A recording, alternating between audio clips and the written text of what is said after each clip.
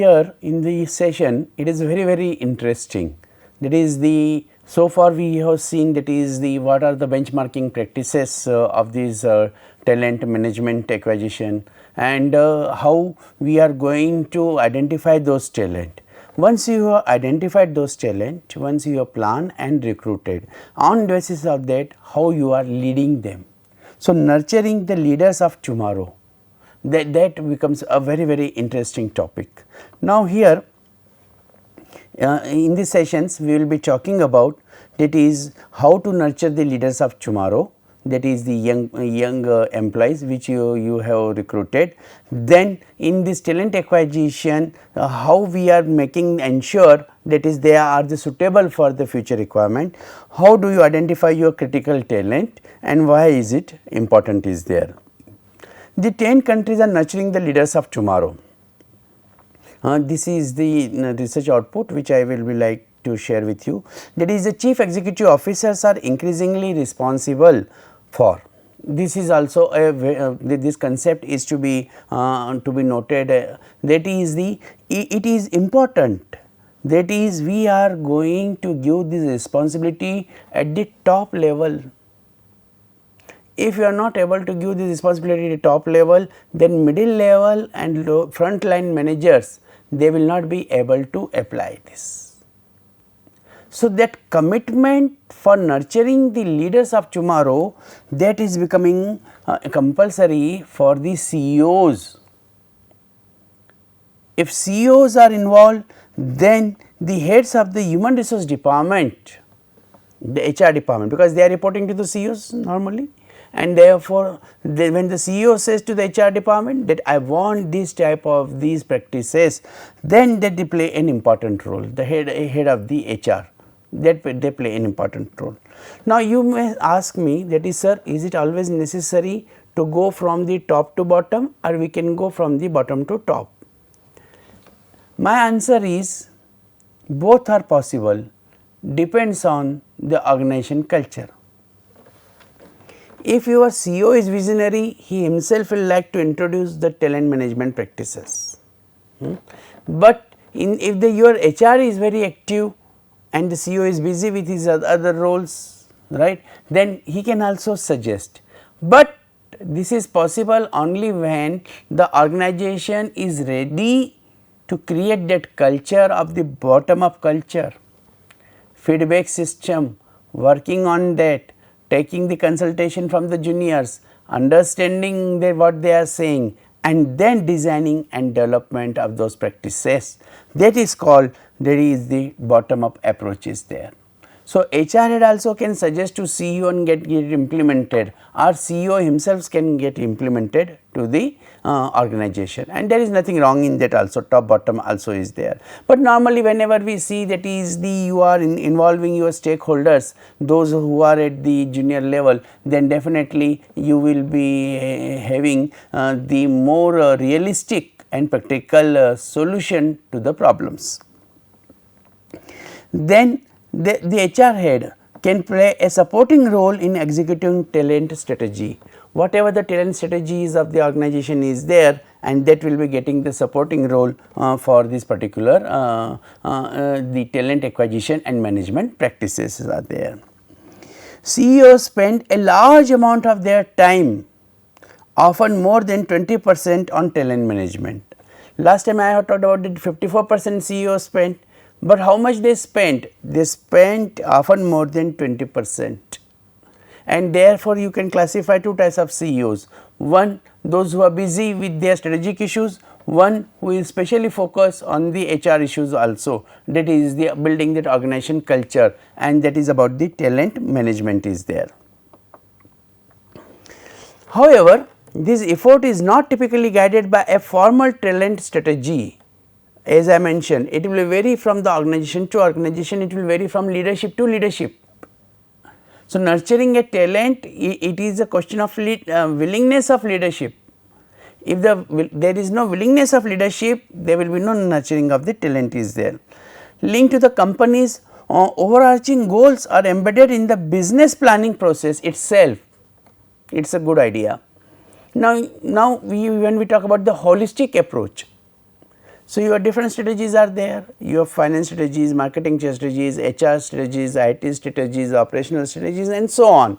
So many strategies are there, but when you embedded in the business planning itself, you are ensuring that is that this particular type of these practices that has to be in the business planning process. Rather, CEOs engage in selected supporting activities where they believe they add value. Otherwise, what will happen?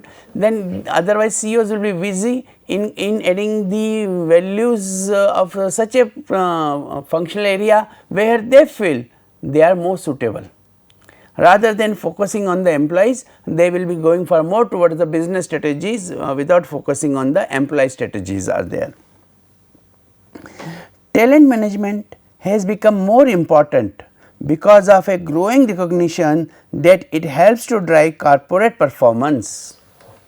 So, why we are discussing or talking about the talent management? Because by research it has been proved that is whenever any organization is involved into the talent management process, then it is creating the better corporate performance. So, sometimes you work for the organizational performance, sometimes you work for the group performance, sometimes you work for the individual performance, but here it is required that is to drive the corporate performance, and when you are having that corporate level performance drive, then definitely talent will be having the its own higher position, even though the exact impact is hard to quantify. It is always a challenge. Right from the beginning of my career 30 years back also, that is whenever we are talking about the training and development, what is the cost benefit analysis? Always a challenge. Whenever we are talking about this particular investment, what is the ROI, return on investment, and therefore many organizations they are not able to provide the talent management practices because that CEOs, because they are busy into their own business strategies. So, they find this is the extra job, this is the philosophical job which is not required for the business, that mindset is there, and if that mindset is there, organization will not grow. So, what is required? That is, even though the exact impact is hard to quantify, the CEOs of the organizations they are supposed to help to drive the corporate performance, and then if they are able to drive that corporate performance, then they will be successful. How top executives from the 10 countries are nurturing the leaders of tomorrow? So, it is not taken in the isolation. The good talent management is not undertaken in a piecemeal fashion, but consists of comprehensive development programs. I always say it is an umbrella. Business strategies is an umbrella, and there are so many sticks, and one of them is that is a talent management practices. If you will not give the recognition to the HRM, then organization will suffer after some time. It is possible that is the CEO who leaves the organization, he may not be there at the time of crisis of the talent management, but if we initiate the talent management practices, he will be known and have a high regards by the employees, those who are working even after he has left the organization. But the employees feel that is they are here for short period of time. Now, I will tell you, in many organizations, especially the corporations, this chairman is from outside and for a short period of 3 years. So, his stake in the development of the organization or development of that corporation, that is not very high. His stake is not very high. Why his stake is not very high? Because he is busy, right, and he does not want to take this comprehensive position, and then it continues like this only. So, these include the identification of leadership potential. So, how to identify the leadership potential is there? The leadership has to be changed according to the types of employees. Now, I would like to mention here that is how there are the different types of employees are there. Whenever we are talking about that is the types of employees, employees are always they are having either the potential and the performance. this is low, this is high, this is low, this is high, and low potential and low performance. So, they are dead wood, they are no use, because they are having the no contribution in the development of the organization. Forget about the organization, they do not have any contribution for themselves also. Their individual contribution is also not there. So, therefore, in that case it becomes very important, that is they are dead wood is there. There are the high potential but low performance, and they are the problem children.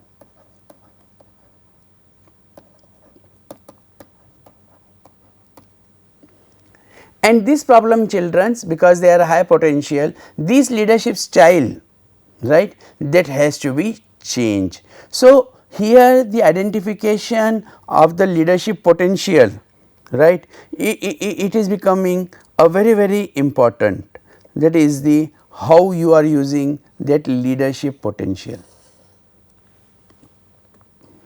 If leadership potential for this dead wood, that will be totally different, and leadership potential for the problem children, that has to be different, identify. Now, if you are going by the high performance and the high performance and high potential, right here, then if high performance and high potential, so they are stars. So, these stars will be working on that particular criteria, that is the your leadership potential is the maximum. And when we are talking about the performance of this high performance and the low potential, then it will be workhorses.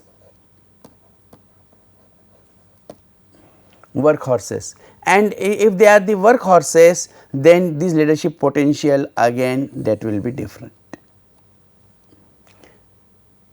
So, what is required? You are supposed to identify the type of the employees and then identify the leadership potential, whether that leadership style will be matching to handle this type of the employees or not. And where is the talent? Talent is into stars.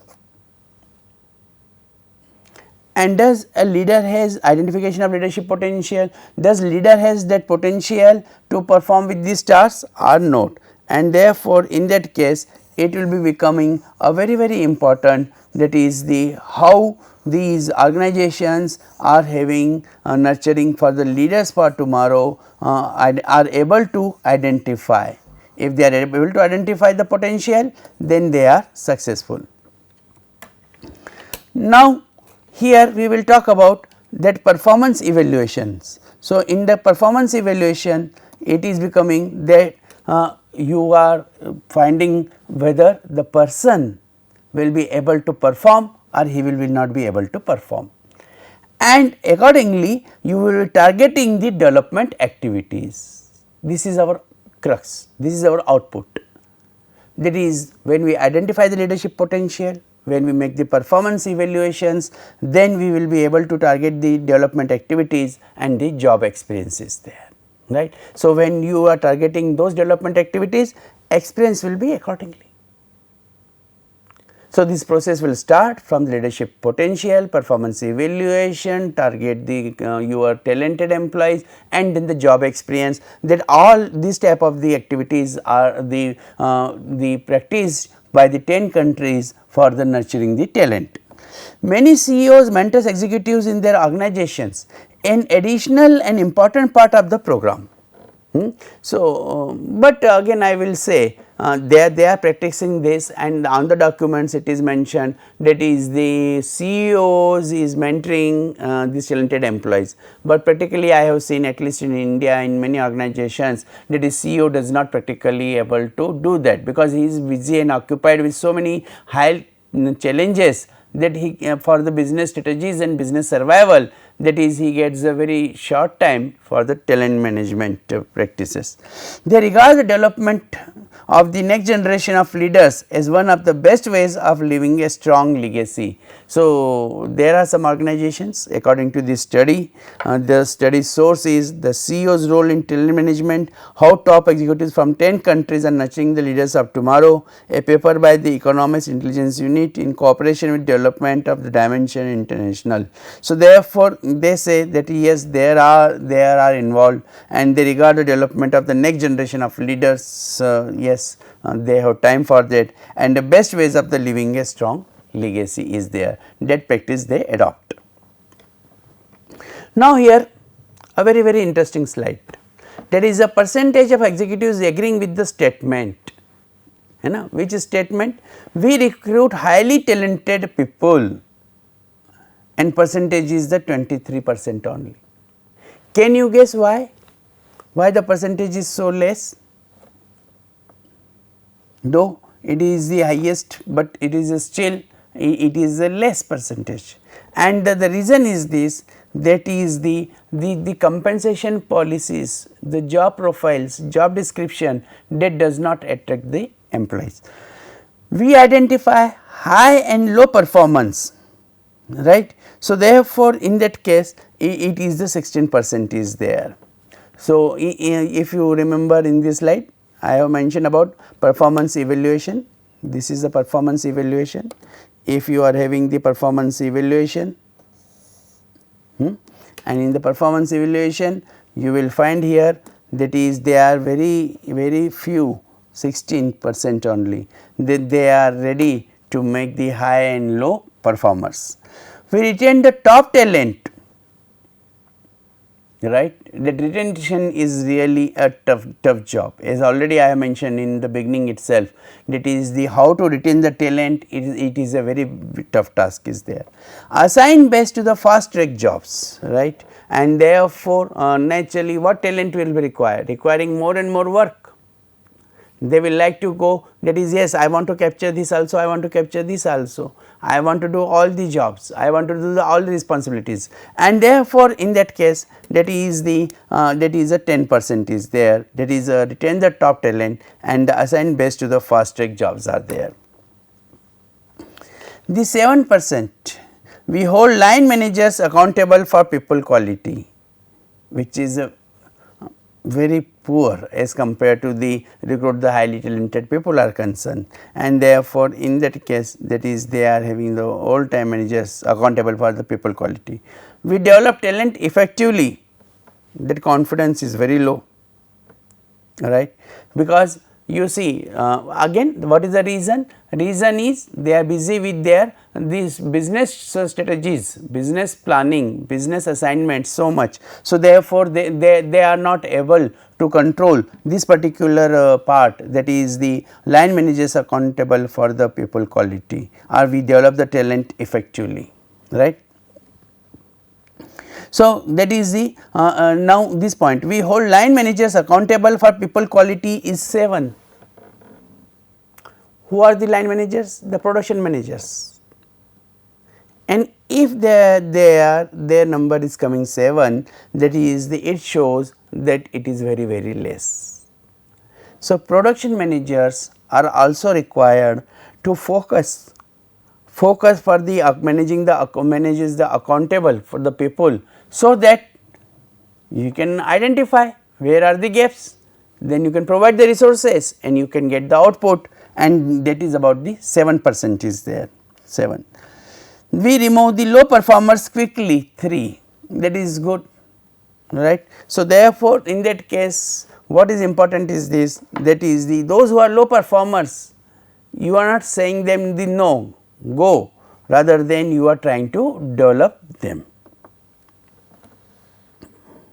So, on basis of this employment branding, how the talent acquisition is done by the employment branding, process of attracting, finding and selecting the highly talented individuals, business strategies here in the first definition, and here you will find that is here the focus is in the talent acquisition for establishments, that is the business strategies, process required competencies to do the job, and who will integrate smoothly and productively into the organization and its culture. This is, dear friends, most important part, whether the employees are able to coordinate and with the these particular aspects in the context of the organization, and the productivity is there. And if they are productively into the organization, its culture are adopted, that they become the part of that culture, organization culture, then believe me, once the culture is adopted, then the roots are strong. If the culture, it is like just a newly wedded daughter-in-law, if she adopts the culture of the family, so she will continue for long, but she is in the family but finds difficulty to adopt and she leaves, then in that case it becomes very difficult, that is the you will be able to develop that bindings to meet the current and future employment needs. So, these definitions for these need, sourcing, selection and pre-boarding, that defines, that is the, please identify the talent with the alignment of the business strategies, integrate that and try to develop that particular culture in the organization. Now, so far we have talked about, that is a talent acquisition and the nurturing the leaders for tomorrow. But how to identify your critical talent? The people who create the value in organization needs to succeed, value addition, those who do the value additions. What type of value additions? It is not monetary, it is the ethical values, it is the creation of values, it is the development of the people, those value systems. So, if you are having those, then definitely you are identifying the talent is there. Help to isolate these groups and individuals. Which strategies, skills and capabilities are crucial to your current and future success?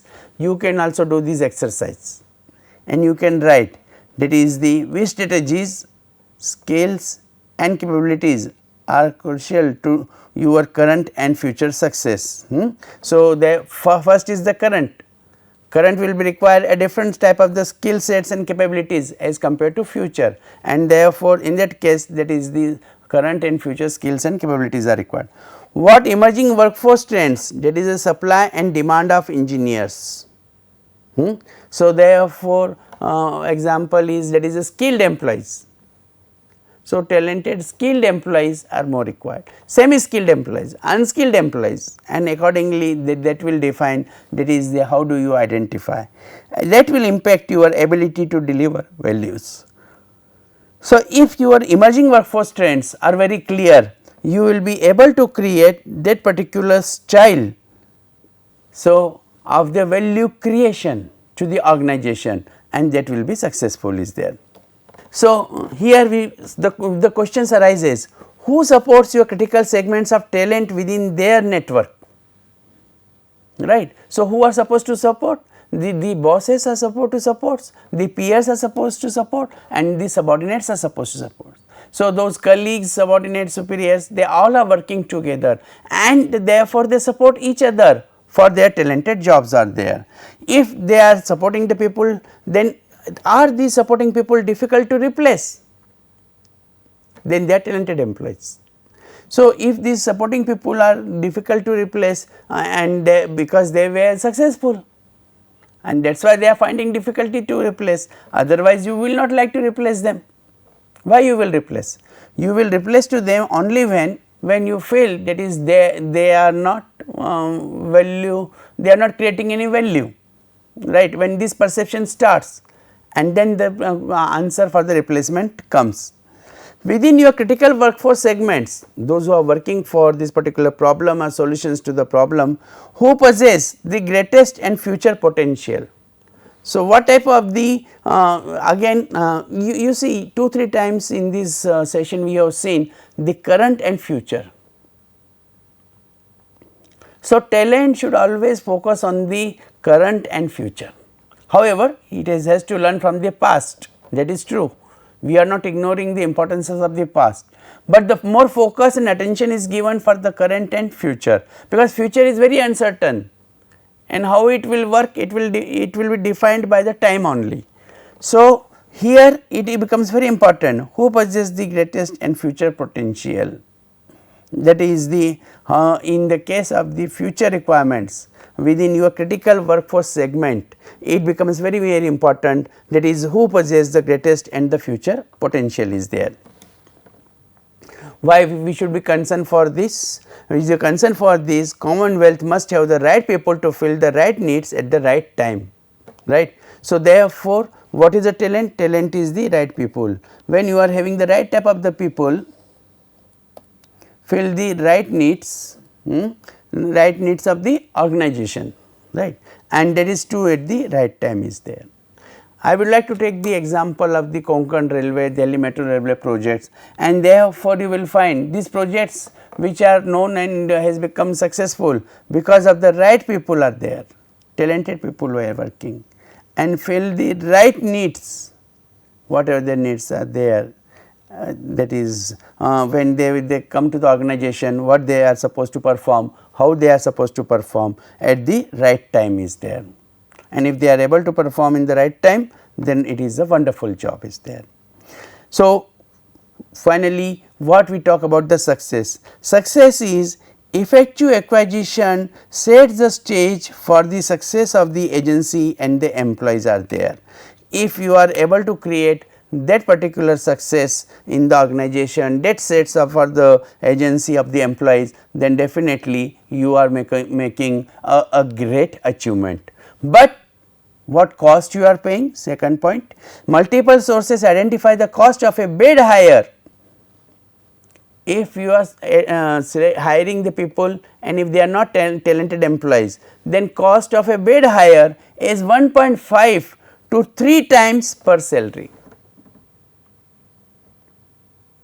So, therefore, it becomes a very important, that is the how you are identifying the cost. Opportunity loss, the amount of time a need is left unfilled results in opportunities unrealized and the cost incurred. So, therefore, the amount of time which will be requiring for now you see, for example, this when we talk about the corona time, and in the corona time you will find that is the vaccine, that are the solutions, other the medicines. So, that is the opportunity, and it is having the if any nation is not able to come out with that at the right time, those scientists, the talent of the nation, if they are not able to come out with the right time, and then they will lose the opportunity. They may come later on, but they will lose the opportunity. The amount of time a need is left, and that is when it was required, and unfilled result in opportunity unrealized and cost is incurred. So, we will finalize by saying these things, that is the always we have to identify how to nurture the leaders of tomorrow. To nurture the leaders of tomorrow, we have to identify that we are going through the proper leadership styles, accordingly we are matching, we are recruiting and hiring at the right time, we understand the future needs, and if we are able to fulfill those future needs, we will be becoming the more and more successful in nurturing the talent or the leaders of tomorrow. So, two things are important.